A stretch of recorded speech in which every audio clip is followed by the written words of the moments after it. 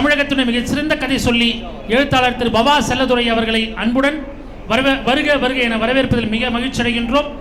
மதிப்பிற்குரிய திட்டக்குழு துணைத் தலைவர் திரு ஜெயரஞ்சன் ஐயா அவர்கள் எல்லாருக்கும் எல்லாமே என்ற தலைப்பில் உரையாற்ற உள்ளார். அரங்கிற்கு வெளியே நின்றிருக்கக்கூடிய வாசக பெருமக்களும் பொதுமக்களும் அன்பு கூர்ந்து வந்து இருக்கையை அலங்கரித்து அற்புதமான பொருளாதார கருத்துக்களை நுகர அன்புடன் அழைப்பதில் மகிழ்ச்சி அடைகிறோம்.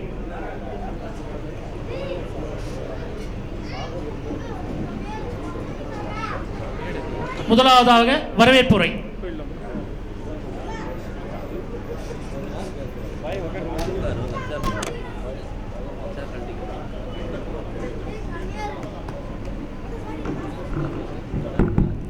அனைவருக்கும் இனிய மாலை வணக்கம்.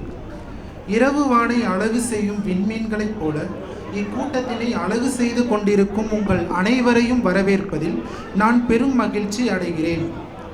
மாண்புமிகு தமிழ்நாடு முதலமைச்சர் அவர்களின் சீர்மிகு நல்லாட்சியில் மாண்புமிகு பொதுப்பணித்துறை, நெடுஞ்சாலைத்துறை மற்றும் சிறு துறைமுகங்கள் துறை அமைச்சர் அவர்களின் வழிகாட்டுதலின்படியும் மரியாதைக்குரிய திருவண்ணாமலை மாவட்ட ஆட்சியர் அவர்களின் தலைமையின் கீழும் திருவண்ணாமலை மாவட்ட நிர்வாகம், பள்ளிக்கல்வித்துறை மற்றும் பொது நூலக இயக்ககம் இணைந்து நடத்தும் இந்த மாபெரும் புத்தக திருவிழாவின் 2வது நாளான இன்று நமது அரங்கத்திற்கு சிறப்பு விருந்தினராக வருகை புரிந்து எல்லோருக்கும் எல்லாமும் என்ற தலைப்பின் கீழ் சிறப்புரை ஆற்றவிருக்கின்ற தமிழ்நாடு திட்டக்குழு துணைத் தலைவர் டாக்டர் ஜெயரஞ்சன் ஐயா அவர்களை மாவட்ட நிர்வாகத்தின் சார்பில் வருக வருக என அன்புடன் வரவேற்கிறோம். அடுத்ததாக சூழலியல் தமிழ் என்ற தலைப்பின் கீழ் சிறப்புரை ஆற்றவிருக்கின்ற எழுத்தாளர் திரு சல்மான் ஐயா அவர்களை மாவட்ட நிர்வாகத்தின் சார்பில் வருக வருக என அன்புடன் வரவேற்கிறோம். அடுத்ததாக தலைமையுரை ஆற்றவிருக்கின்ற திருவண்ணாமலை மாவட்ட முதன்மை கல்வி அலுவலர் அவர்களை வருக வருக என அன்புடன் வரவேற்கிறோம். நன்றியுரை ஆற்றவிருக்கின்ற திருவண்ணாமலை வட்டாட்சியர் அவர்களை வருக வருக என அன்புடன் வரவேற்கிறோம்.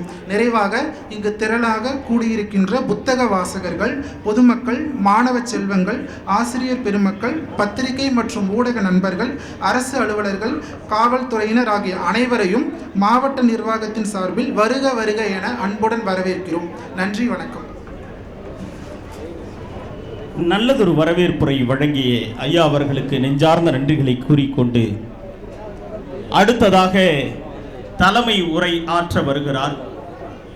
இவருடைய சிறப்பு மிகச்சிறந்த பேச்சாளர்களில் இவரும் ஒருவர். எதுகை மோனையோடு இயம்புவதில் எடுத்துக்காட்டாய் இருப்பவர். பல மாவட்டங்களில் மாவட்ட கல்வி அலுவலராக இருந்தவர்.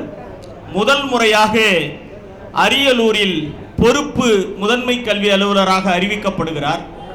அப்படி அறிவித்த போது அதற்கு முன்பு வரை தமிழகத்தின் முதல் இடங்களை பிடித்த மாவட்டங்கள் என்று சொன்னால் அது விருதுநகர் என்று சொல்லுவார்கள், கன்னியாகுமரி என்று சொல்லுவார்கள். இவர் பொறுப்பேற்றதற்கு பிறகாக முதல் முறையாக மாநிலத்திலேயே முதல் இடத்தை பிடித்த மாவட்டமாக அரியலூரை மாற்றி காட்டினார். இப்பொழுது திருவண்ணாமலைக்கு வந்திருக்கிறார். அவருடைய பணி நம்முடைய போலூரில் அவர் மாவட்ட கல்வி அலுவலராக இருந்தபோது பல்வேறு முன்னெடுப்புகளை செய்தவர். அப்படி பெருமை மிகு இந்த மாவட்டத்தின் கல்வி வளர்ச்சியில் தன்னை ஈடுபடுத்தி கொண்டிருக்கக்கூடிய மாவட்ட முதன்மை கல்வி அலுவலர் சுவாமி முத்தழகன் ஐயா அவர்களை தலைமை உரை ஆற்ற வருக, உங்கள் தலைமை உரை தருக.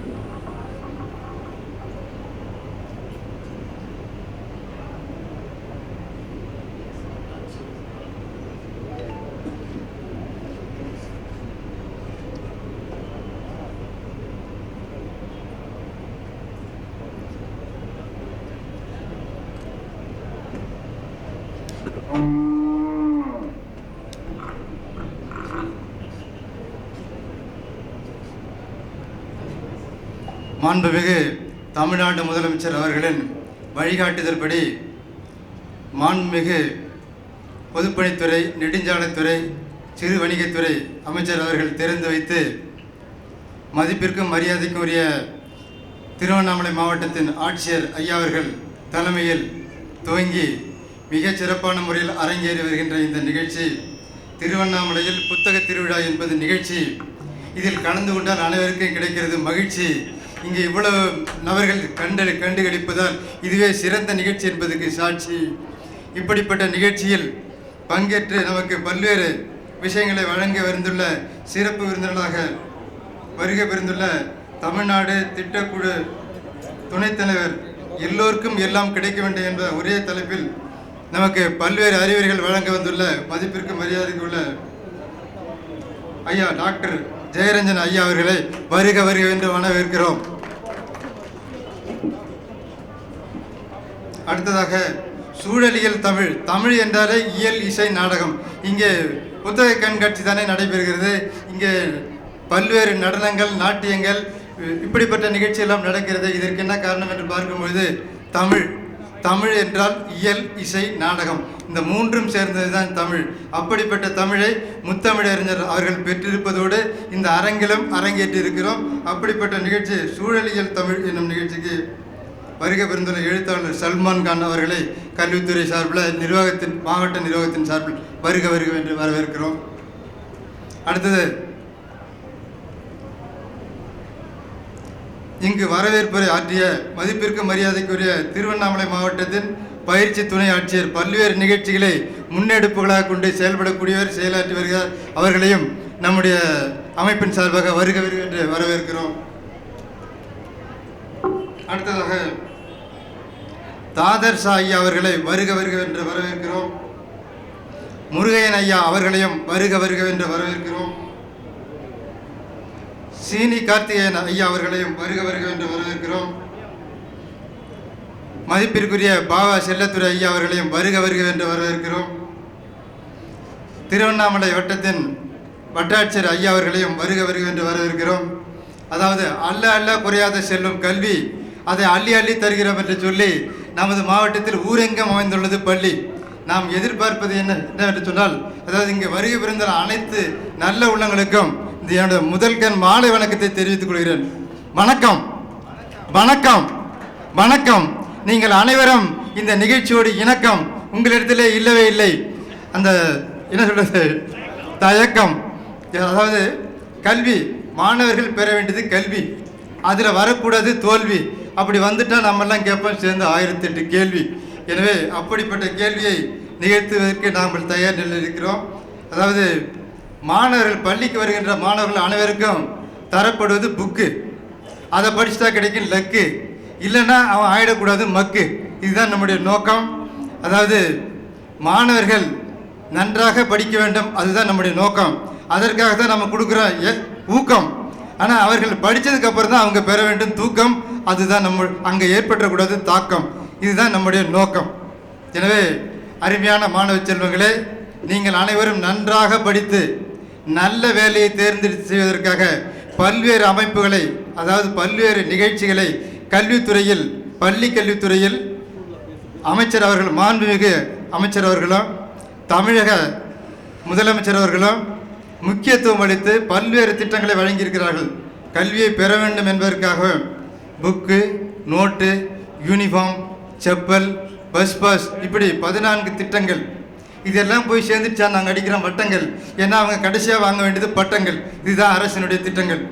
எனவே அதாவது புக்குன்னு பார்க்கும்போது தொட்டு பார்த்தால் அது வெற்றி காகிதம், அதனை தொடர்ந்து படித்தால் அதுதான் வெற்றியின் ஆயுதம்.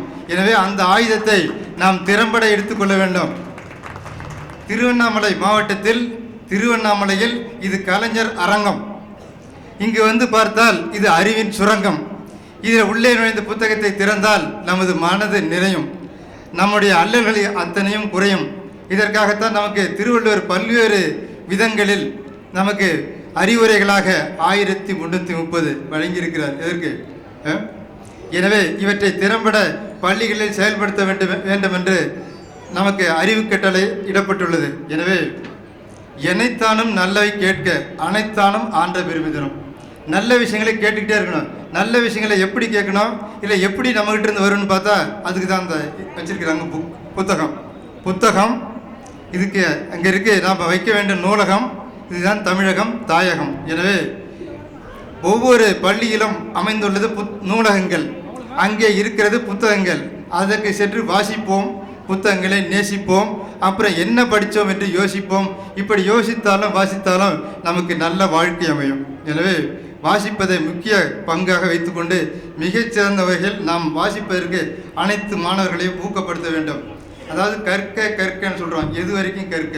முதல்ல கற்க கசடர கற்க, கற்க கசடர கற்க. அதுக்கப்புறம் பார்த்தீங்கன்னா கற்க நமக்கு வேலை கிடைக்கணும், அதுதான் கற்க. கற்க அது வரையில் ஒத்த காலில் நிற்க. நாம் என்ன படிக்கணும்னு நினைக்கிறோமோ அது வரைக்கும் படிக்கணும். என்ன படிக்கணும், என்ன வேலைக்கு போகணும்னு ஆசைப்படுறோமோ அது வரைக்கும் படிக்கணும். அதாவது வேலை கிடைச்சிட்டா போதுமா? அதுக்கப்புறம் நமக்குன்னு ஒரு இடம் வேண்டும், நமக்கென்று ஒரு தடம் வேண்டும். அதுக்கப்புறம் தான் நமக்கு ஒரு திடம் கிடைக்கும். எனவே அப்படிப்பட்ட நிகழ்ச்சிக்காக அனைத்து நபர்களும் கண்டிப்பாக நம்முடைய புத்தகத்தோடு இணைத்துக்கொள்ள வேண்டும். அதாவது புத்தகத்தில் வாசிப்பது, நான் கூட இருக்கும்போது சென்னையில் படித்த காலத்தில் நூலகங்களுக்கு செல்வேன். கன்னிமாரா லைப்ரரிக்கு உள்ளே போயிட்டேன்னா இவ்வளோ நேரத்தில் ஒரு அரை மணி நேரத்தில் திரும்பணுன்ட்டு உள்ளே போவேன். ஆனால் அங்கே போய் பார்த்தா 4-5 மணி நேரம் என்னை அங்கே அமர வைத்து விடும். இதாவது படிச்சுக்கிட்டே இருக்குன்னு தோணும். இப்படி படித்தவர்கள் தான் நம்முடைய நாட்டை, நம்முடைய மாநிலத்தை, நம்முடைய இலக்கை நிர்ணயித்து இப்படியெல்லாம் செயல்பட வேண்டும் என்று வழிகாட்டியிருக்கிறார்கள். அதாவது நாம் சொல்லக்கூடிய ஒரே வாசகம் சுருக்கமாக சொன்னோம்னா, படிக்க நீ பழகு, படித்தால் நீ மட்டும்தான் அழகு. படிக்க நீ பழகு, படித்தால் நீ மட்டும்தான் அழகு. எனவே இப்படிப்பட்ட அழகான விஷயங்கள்லாம் நமக்கு இருக்கும்போது ஒரு குழந்தை இந்த புத்தக திருவிழாவில் நடக்கின்ற நிகழ்ச்சிக்கு வந்து பார்த்துருக்கிறது. அங்கே குழந்தை எப்படி வளர்க்க வேண்டும் என்று புக்கு இருக்குது. புத்தகத்தை, அதாவது குழந்தையை எப்படி வளர்க்க வேண்டும்னு ஒரு புக்கு. அதை போய் அந்த குழந்தை எடுத்தான். அவன் வயசு படிக்கிறது 2ஆம் வகுப்பு. அவன் போய் அந்த புக்கு எடுத்தான். என்னடா அந்த பையன் இந்த போய் புக்கு எடுக்கிறான்னு பார்த்தா, என்னை என்னுடைய தந்தை எப்படி வளர்க்கிறார் என்பதை நான் தெரிந்து கொள்ள வேண்டும் என்று ஆவலாக நினைத்துக்கிறார். எனவே இப்படி உள்ள குழந்தைகள் இருக்கின்ற காலகட்டத்தில் நாம் எப்படி இருக்க வேண்டும்?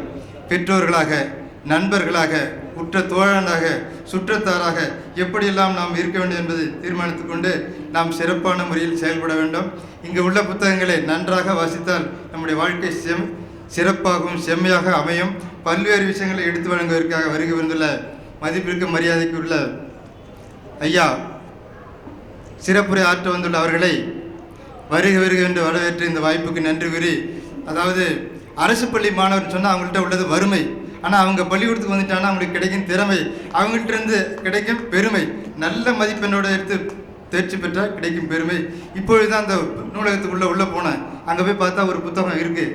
அதை பார்த்ததுமே எனக்கு என்ன பண்ணுறதே தெரில. அதாவது வெறும் 500 ரூபாயோடு சென்ற ஒருவர், தமிழகத்தை சார்ந்த ஒருவர் பாம்பேக்கு சென்றிருக்கிறார்.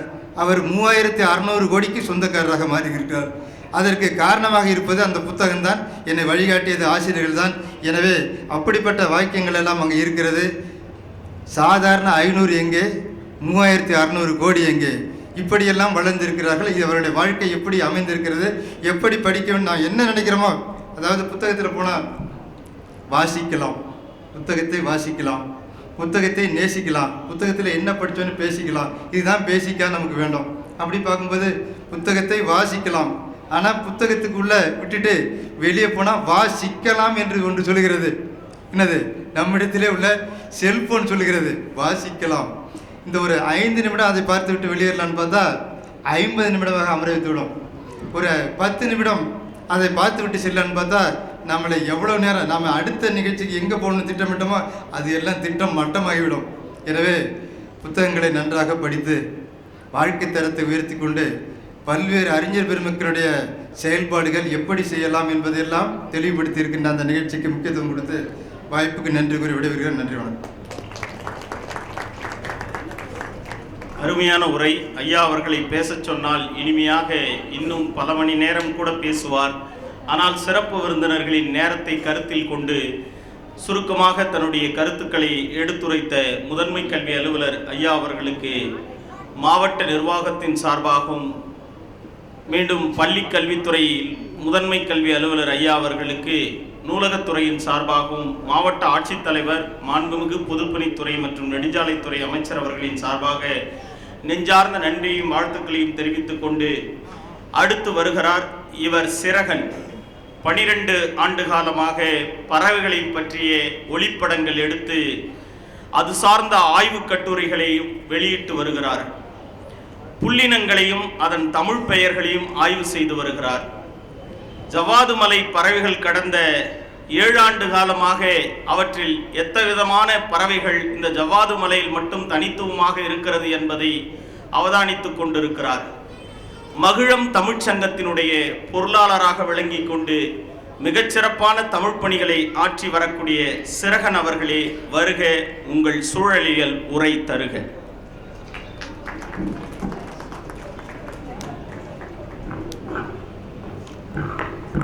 அனைவருக்கும் இனிய மாலை வணக்கம்.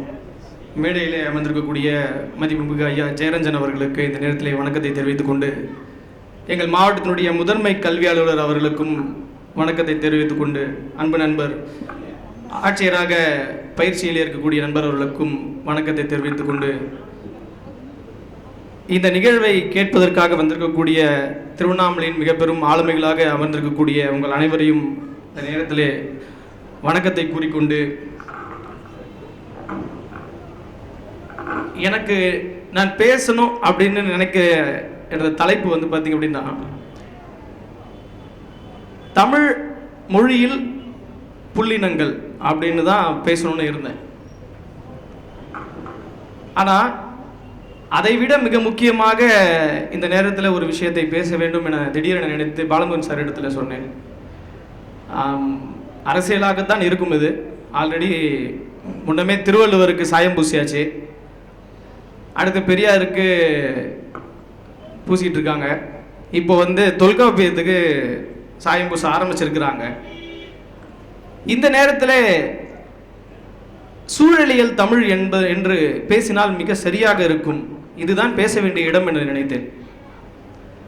அப்போ நான் பேச போகிறது வெறும் ஒரு 3 கேள்விகளுக்கான பதில். அந்த கேள்விகள் எனக்குள்ளேயே இருக்கக்கூடிய கேள்விகள், அதற்கான பதில்கள், அதற்கான தரவுகள். நான் தரவுகளுக்கு உதவியை அழைத்து கொண்டு வந்திருப்பது தொல்காப்பியத்தை. தொல்காப்பியத்திலிருந்து சில விஷயங்களை இங்கே உங்களுக்கு முன் வைத்துவிட்டு அங்கிருந்து இந்த உரையாடலை உங்களுக்குள்ளாக தொடங்க வேண்டும் என கேட்டுக்கொள்கிறேன். நான் ஒரு 10 ஆண்டு காலமாக திருவண்ணாமலையினுடைய இருக்கக்கூடிய பறவைகளை ஒளிப்படங்கள் எடுத்துக்கொண்டும் அது சார்ந்தான ஆய்வுகளையும் ஆய்வு கட்டுரைகளையும் அது சார்ந்த சங்க இலக்கியங்களில் இருக்கக்கூடிய பெயர்களையும் நான் தேடிக்கொண்டிருப்பவன். இப்படியாக பறவைகளின் வழியாக எனக்கு சூழலியல் என்பது அறிமுகமானது. என்னுடைய வாழ்க்கையினுடைய ஒரு மிக முக்கியமான ஒரு கட்டத்தில் எனக்கு என் மனைவிக்கு குழந்தை பிறக்க இருக்கக்கூடிய நேரம், அந்த குழந்தை 6 மாத காலத்திலேயே பிறந்துவிடும் அல்லது பிறந்தால் இறந்துவிடும் என்கிற ஒரு நிலை இருந்தது. அந்த நிலையில நான் எந்த கடவுளையும் நான் வேண்டவில்லை. நான் இருக்கும் மதமோ இல்லை பிற மதமோ எந்த மதத்தினுடைய கடவுளையும் நான் வேண்டவே இல்லை. மாறாக நான் வேண்டியது, இதுகாரும் நான் என்னால் காப்பாற்றப்பட்ட பறவைகளிடத்திலே நான் கேட்டேன், உன்னை காப்பாற்றியதை போலவே என்னுடைய குழந்தையை காப்பாற்றிக் கொடு. இதை நீங்கள் நம்பினாலும் போகலாம். நான் இது செய்தேன், இதை தான் செய்தேன். அந்த அளவிற்கு பறவைகள் மீதான சூழல் மீதான என்னுடைய பார்வை என்பது இப்படியாக மிக நெருக்கமான ஒன்றாக என்னுடைய வாழ்வியலில் ஒன்றாக நான் நினைத்து கொண்டிருந்தேன்.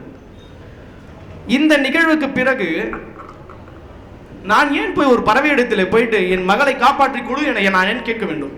நான் ஏன் கேட்கணும் என் பொண்ணை காப்பாற்றி கொடுன்னு ஒரு பறவையை? அப்போ நினைச்சேன், நான் ஒரு தமிழ் நிலத்துக்காரன். இந்த தமிழ் நிலத்துக்கென்று ஒரு சூழலியல் உள்ளது. அந்த சூழலியல் என்ன அப்படின்னு கேட்கும் பொழுதுதான் இந்த நிலை என்னை அழைத்து சென்றது தொல்காப்பியர் இடத்துல.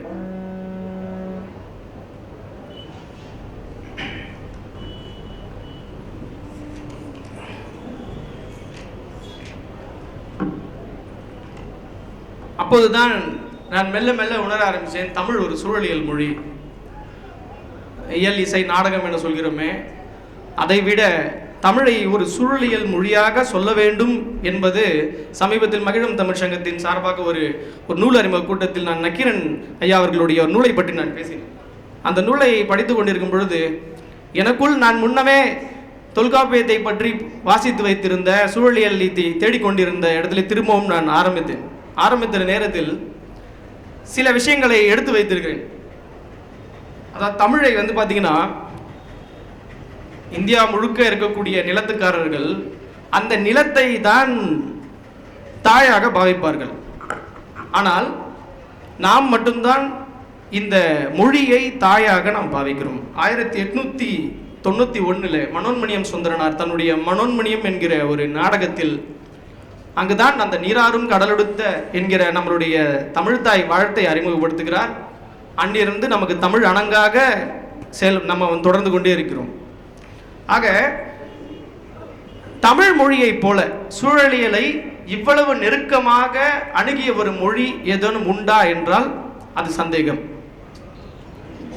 வெறுமனே போற போக்கில் இது வந்து இதை ஒரு விஷயமா நம்ம சொல்லலை. 1935 தான் ஈகோ சிஸ்டம் அப்படிங்கிற ஒரு வார்த்தை அறிமுகப்படுத்தப்படுது. அந்த ஈகோ சிஸ்டம் என்கிற வார்த்தையினுடைய அர்த்தம் ஒரு மேம்போக்கான ஒரு அர்த்தமாக கொடுக்கப்படுகிறது. ஆனால் கிறிஸ்து பிறப்பதற்கு 700 ஆண்டுகளுக்கு முன்னரே இங்கு ஈகோ சிஸ்டம் தமிழ்கிட்ட இருந்திருக்கு. அந்த ஈகோ சிஸ்டம் வேற எதுவும் இல்லை, நம்மளுடைய திணையியல் கோட்பாடு தான். நம்முடைய திணை தான் நம்முடைய ஈகோ சிஸ்டம். அப்போ பாருங்க, 1935 எங்க இருக்கு, நாம எங்க இருக்கோம்னு பாருங்க, எவ்வளவு முன்னால நாம இருக்கோம் அப்படின்னு பாருங்க. அடுத்து இலக்கியங்களில் சூழல் இருக்கும். ஆனால் ஒரு மொழியினுடைய இலக்கணமே சூழலாக அமைந்திருப்பது நம்மளுடைய மொழியில தான். அந்த வகையில பார்த்தோம் அப்படின்னு சொன்னா, ரேச்சல் கார்சனுடைய சைலண்ட் ஸ்ப்ரிங் அப்படிங்கிற நூல் நீங்க எல்லாரும் கேள்விப்பட்டிருப்பீங்க. 1961 வெளியிடப்பட்ட அந்த நூல், அது வெளியிடப்பட்ட பிறகு அது ஏற்படுத்திய தாக்கம் என்பது உலகம் முழுக்க மிகப்பெரிய ஒரு தாக்கத்தை ஏற்படுத்தியது சூழலியல் மீதான. அவருக்கு கொலை மிரட்டல், கொலை முயற்சி எல்லாமே நடந்தது. அங்க இருந்து ஒரு விஷயம் கொண்டு வரப்படுது, டீப் ஈகாலஜி அப்படிங்கிற ஒரு விஷயம். என்ன அப்படின்னு சொன்னா, மானிடரை மையமிடாத சூழலியல், அதுதான் டீப் ஈகாலஜி. இந்த டீப் ஈகாலஜியை தொல்காப்பியம் பேசுது. தொல்காப்பியர் இதை சொல்லிட்டார். அப்போ இது எப்படி சொல்றாரு அப்படின்னா, நம்மளுடைய திணை மரபு எடுத்துக்கீங்களேன், தமிழருடைய மரபு, இதில் முதல், கரு, உரி இப்படி 3ஆக பிரித்து வைத்திருக்கிறார். முதல் என்பது நிலமையும் பொழுதையும் சொல்லக்கூடியது, இடத்தையும் டைமையும் சொல்லக்கூடியது.